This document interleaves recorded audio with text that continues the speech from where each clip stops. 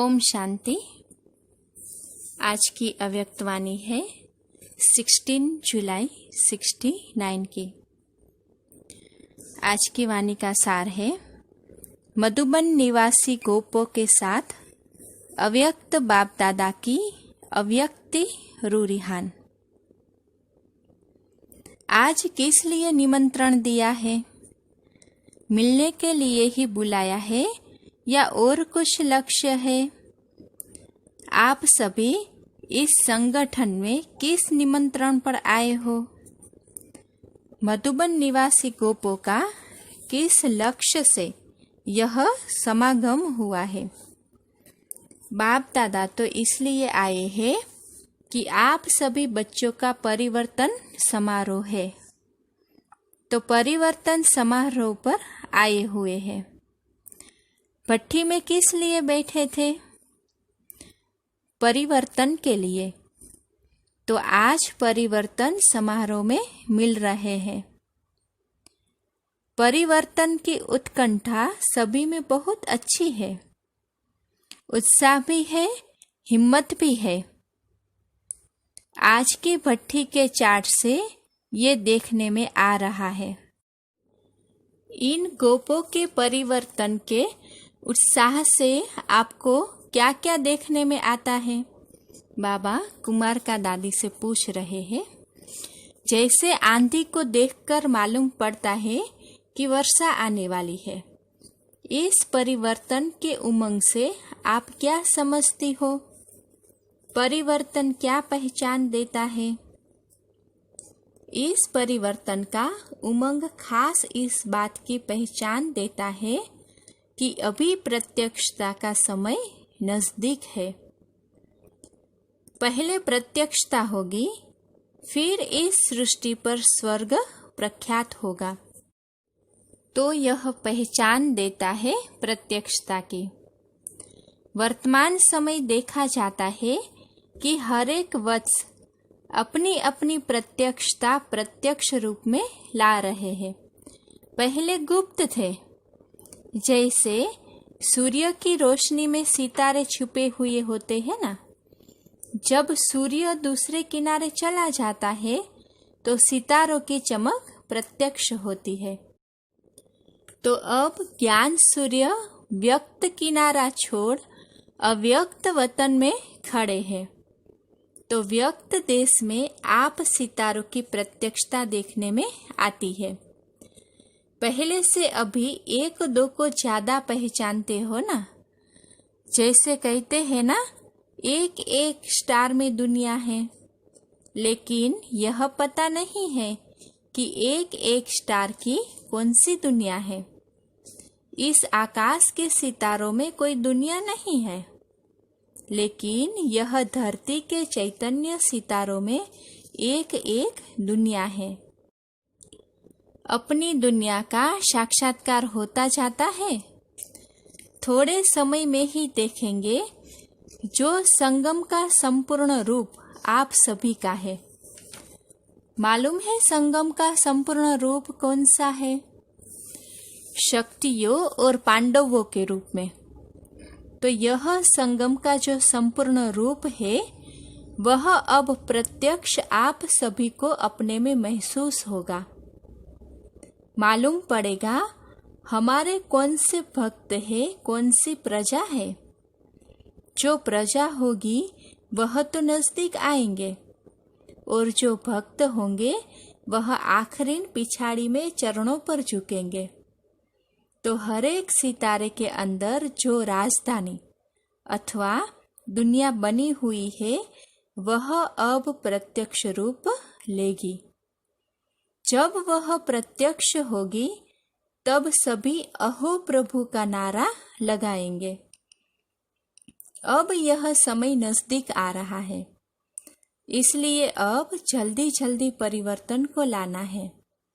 आप रचयिता हो ना। जैसा रचयिता होगा वैसी रचना होगी। रचयिता को अपनी रचना का ध्यान रखना है। इस समय पर बाप दादा को भी हर्ष हो रहा है। स्नेह और साहस, यह दो चीज देखकर हर्षित हो रहे हैं। हर एक में स्नेह और साहस है।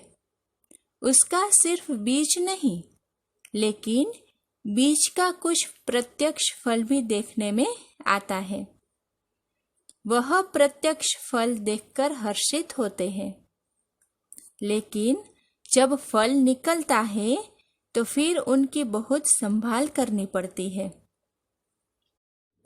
तो आप भी इस फल की बहुत संभाल रखना, क्योंकि यह फल बाप दादा को ही स्वीकार कराना है। लेकिन यह खबरदारी रखनी है कि बीच में माया रूपी चिड़िया फल को झूठा न कर देवे। फल जब पक जाता है तो फिर पक्षी उसको खाने की बहुत कोशिश करते हैं। तो यह माया भी इस फल को खाने के लिए कोशिश करेगी। लेकिन आप लोगों ने किसके लिए फल पकाया है? तो संभाल भी पूरी करनी है। अभी अर्जुन फल निकला है, पूरा पक जाएगा फिर स्वीकार करेंगे। तब तक संभाल करनी है। फल की संभाल के लिए क्या प्रयत्न करेंगे? उसका क्या साधन है आपके पास? जरा भी फल अगर झूठा हो गया फिर स्वीकार थोड़ी ही होगा। अब उम्मीद तो बहुत अच्छी है। सभी के मस्तक पर आत्मा का सितारा तो देखने में आता ही है, लेकिन उनके साथ साथ आपके मस्तक पर क्या चमक रहा है? उम्मीदों का सितारा चमकता हुआ बाप दादा देख रहे हैं। सिर्फ इस सितारे के आगे बादल को आने नहीं देना, नहीं तो सितारा छिप जाएगा। यह तो उम्मीद का सितारा चमकता हुआ देखने में आ रहा है, उसकी परवरिश करते रहना। कभी भी कोई कार्य में, चाहे स्थूल चाहे सूक्ष्म, एक तो कभी साहस नहीं छोड़ना और दूसरा आपस में स्नेह कायम रखना। तो फिर पांडवों की जय जयकार हो जाएगी। जय जयकार के नारे सुनने में आएंगे। अभी तो कभी कुछ हो रहा है। जब जय जयकार हो जाती है तो फिर नाटक समाप्त हो जाता है। फिर आप सभी की अव्यक्त स्थिति का झंडा दूर से देखने में आएगा। आप सभी की अव्यक्त एकरस स्थिति का झंडा सारी दुनिया को लहराता हुआ देखने में आएगा। आज जो यह परिवर्तन की प्रतिज्ञा का कंगन बांधा है, यह अविनाशी रखना। कंगन उतारना नहीं है। कोई भी कंगन बांधते हैं तो जब तक वह कार्य सफल ना हो तब तक उतार नहीं सकते। तो यह कंगन भी कभी नहीं उतारना है। आगे चलकर बहुत अच्छी सिनसिनेरिया आएगी, लेकिन वह सिनसिनेरिया आपका परिवर्तन ही नजदीक लाएगी। अपनी वैल्यू का भी पता पड़ेगा। जब अपनी वैल्यू का पता पड़ेगा तब यह नशा चढ़ेगा। अभी कभी क्या वैल्यू रखते हो, कभी क्या वैल्यू रखते हो, भाव में हेरफेर होते हैं। जैसे कोई चीज निकलती है तो पहले भाव थोड़ा नीचे ऊपर होता है, फिर फाइनल हो जाता है। अपनी वैल्यू का अभी फाइनल मालूम नहीं पड़ा है। कभी समझते हो बहुत वैल्यू है, कभी कम समझते हो, लेकिन यथार्थ हर एक की वैल्यू क्या है वह अभी जल्दी मालूम पड़ेगा। यह मधुबन जहाँ आप बैठे हो, यह सारी सृष्टि के बीच में क्या है? मधुबन है बाप दादा का सारी सृष्टि के बीच में बड़े प्यार से बनाया हुआ शोकेस। शोकेस में बहुत अच्छी अच्छी चीजें रखते हैं और सभी चीजों से ऊंची चीज शोकेस में रखते हैं। तो मधुबन सारी दुनिया के लिए शोकेस है। इस शोकेस में आप अमूल्य रत्न रखे हुए हो। यह मालूम है कि हम मधुबन शोकेस में अमूल्य रत्न हैं। शोकेस में जो चीज रखी जाती है उसका खास ध्यान रखा जाता है। तो आप सभी भी शोकेस के मुख्य रत्न हो। आपको देखकर सभी समझेंगे कि अंदर माल क्या है। अगर एक बात याद रखेंगे तो शोकेस से शो करेंगे। जो कर्म हम करेंगे हमको देख और करेंगे। हर एक को समझना चाहिए मैं अकेला नहीं हूँ। मेरे आगे पीछे सारी राजधानी है। मेरी प्रजा, मेरे भक्त मुझे देख रहे हैं। हम अकेले नहीं हैं। अकेले जो काम किया जाता है उसका इतना विचार नहीं रहता है। अभी अपने को अपनी प्रजा और भक्तों के बीच में समझना है। सभी आपको फॉलो करेंगे। जो भी सेकंड सेकंड कदम चलता है वह तुम्हारा संस्कार आपके जो भक्त और प्रजा है उनमें भरता जाएगा। जैसे माँ के पेट में गर्भ होता है तो कितनी संभाल करते हैं, क्योंकि माँ जो करेगी, जो खाएगी, वह संस्कार बच्चे में भरेंगे। तो आप सभी को भी इतना ध्यान रखना है, जो कर्म हम करेंगे हमको देख हमारी प्रजा और हमारे द्वापर से कलयुग तक के भक्त भी ऐसे बनेंगे। मंदिर भी ऐसा बनेगा, मूर्ति भी ऐसी बनेगी, मंदिर को स्थान भी ऐसा मिलेगा।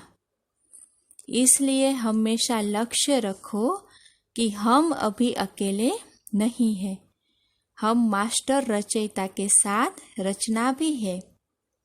माँ बाप जब अकेले होते हैं तो जो भी करें, लेकिन अपनी रचना के सामने होते हैं तो कितना ध्यान देते हैं। तो आप भी रचयिता हो। जो रचयिता करेंगे वही रचना करेंगे। जब अपने ऊपर जिम्मेवारी समझेंगे तो जिम्मेवारी पड़ने से अलबेलापन और आलस्य खत्म हो जाएगा। कौन सी जिम्मेवारी?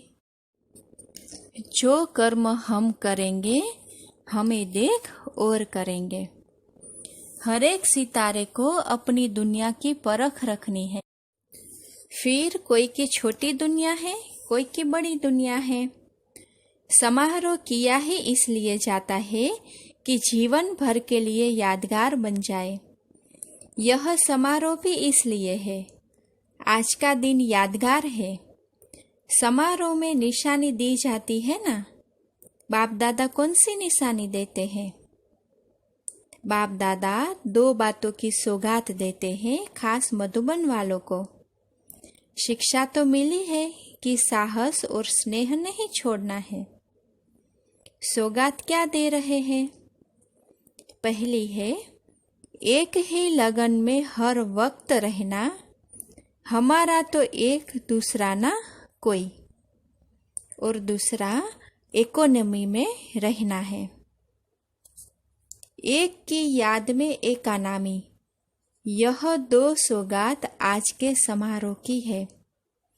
कितना भी कोई अपनी तरफ खींचे, लेकिन एक के सिवाय दूसरा न कोई। यह है मनसा की बात और एकानामी है कर्मणा की। तो मनसा और कर्मणा दोनों ही ठीक रहे तो वाणी ठीक रहेगी। यह दो बातें खास ध्यान पर रखनी है। जैसे साकार रूप में देखा ना कि एक लगन और एकानामी। इसलिए याद है मंत्र कौन सा सुनाते थे? कम खर्च बाला नशीन। एकानामी के साथ यह मंत्र भी नहीं भूलना। एकानामी भी हो, साथ साथ जितनी एकानामी उतना ही फ्राक दिल भी हो। फ्राक दिल में एकानामी समाई हुई हो इसको कहा जाता है कम खर्च वाला नशीन। आप और सभी से एक्स्ट्रा भाग्यशाली हो। क्यों?